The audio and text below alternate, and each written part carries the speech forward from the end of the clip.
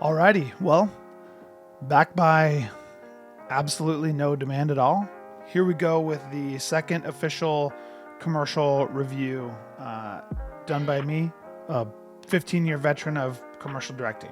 Today, the ad in review is the Michelob Ultra closest to the pin commercial. This one stood out for reasons of which I blame the director. And I don't know who directed it, but I wrote down 5 reasons why I'm pretty certain this director does not play golf. And so let's just take it from the top. Starting with, this one I'm gonna kind of ease into the reasons here, but this right here. So they're playing a closest to the pin challenge, and if you look at the T sign, they are playing on a par 3 finishing hole. Seems innocent enough? Well, yeah, except for the fact that almost no golf courses end with a par 3. Most famously, Pasatiempo, likely. So I wanted to know, so I went and looked it up. And it said that, out of the thousands of golf courses that there are in America, somewhere in the neighborhood of 150, only 150 end on a par 3. That is extremely low. But I'm kind of lumping in another reason in number 1, and that is that the T sign is just on the tee box. Have you ever seen that with just like a stake in the ground with the T sign? Now, I understand how this works. This might not be the director's fault. This could easily be the client sitting there in Video Village saying to themselves or to each other, do we know what hole they're on? Like, if we don't see the sign, how do we know what hole they're on? So it's entirely possible that note came from Village and not the director. But I also think that the director should have been able to talk them through why it's not there. Okay, that's reason 1. Reason 2, the wardrobe. Any golfer would totally understand what's happening here. So she's dressed in a golf skirt with a short sleeve polo, and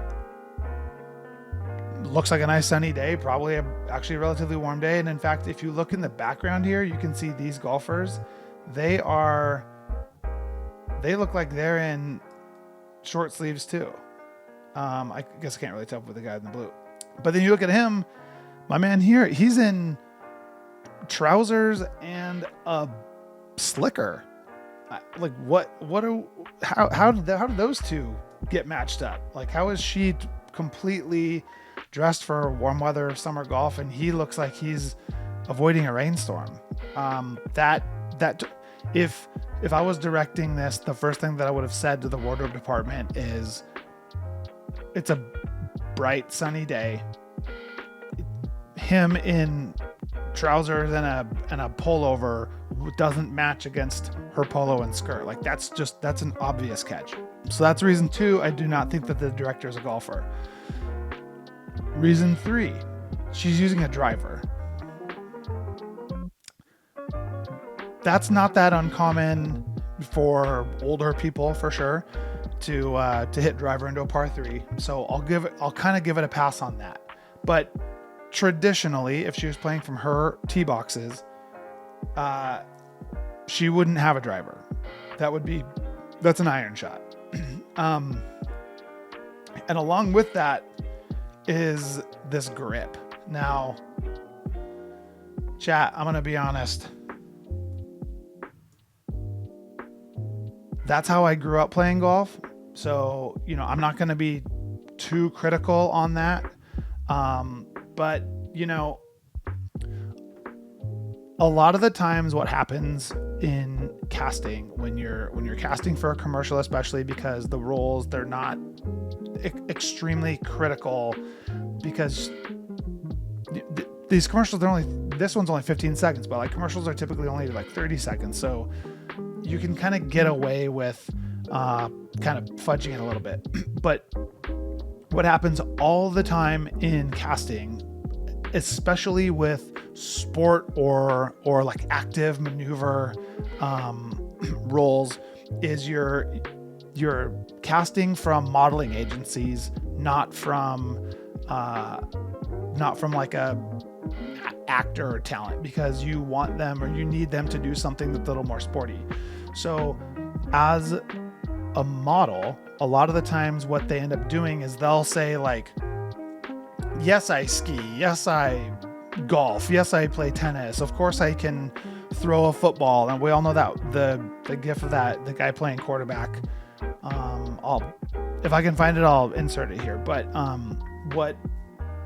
what ends up happening is you cast based on certain things, or like a look, or a body type, or a hairstyle, or whatever, and you don't sometimes know that they don't actually do the thing that you're wanting them to do as well as they say. So you're like, they're like, oh yeah, I mountain bike, I grew up mountain biking. You're like, okay, great. And then you get out on the trail and they don't know how to shift a bike, and they were like, yeah, I mountain biked when I was 4. So that happens a lot. And as I zoomed in here, look at how horrible of a Greek job they did on the logo here. That's honestly probably just a piece of white gaff tape cut into a circle placed around that to avoid the logos. So her grip, plus the fact that she's hitting driver on a finishing par 3, that tells me that this director probably doesn't play a lot of golf. Number 4, and this is kind of maybe even 3.5. He doesn't have a club. So he's just standing there without a club. If I was directing this, like, and he was standing there without a club, I would say that feels very awkward, because it's rare that you would stand there without it. The argument could be made that they could be playing different tee boxes. Obviously, the ladies' tees are more moved up, typically from where the men play. So maybe his clubs are in his bag. If that was the case, why doesn't he have them beside him? Okay, sure, maybe they're in a cart. Okay, whatever. That just kind of stands out as like a little weird. Like him not having a club plus his outfit against her outfit, like it doesn't feel like they fully thought this through from a golfer's perspective. And then number 5, my 5th reason why I don't think that a golfer directed this commercial is, if I play the sound here, she says, meet you at the bar cart. So he says, closest to the pin for an ultra. To the pin for an ultra. She smacks the drive. Meet you at the bar cart. Meet you at the bar cart. Okay. They're on the finishing hole of a round of 18. They didn't reverse the 9s, I can assume. I can't think of a single time where I've come off 18 or been on the green of 18 and the drink cart comes by and I'm like, oh yeah, let's get one from you instead of going inside to the clubhouse. I've never done that. Maybe it happens, but I've never done it. So again, that's a little ticky-tack, but these are all reasons why I just don't think that a golfer directed this commercial. Outside of that, if you worked on this ad, or in fact, if you were in the wardrobe department, let me know where you got this slicker from, because I kind of want to get the exact same one and put some Harbor Golf stuff on it. It actually looks pretty sick. So anyway, that is the very long conclusion of my second commercial review here of the Michelob Ultra closest to the pin. Stay tuned for the next one.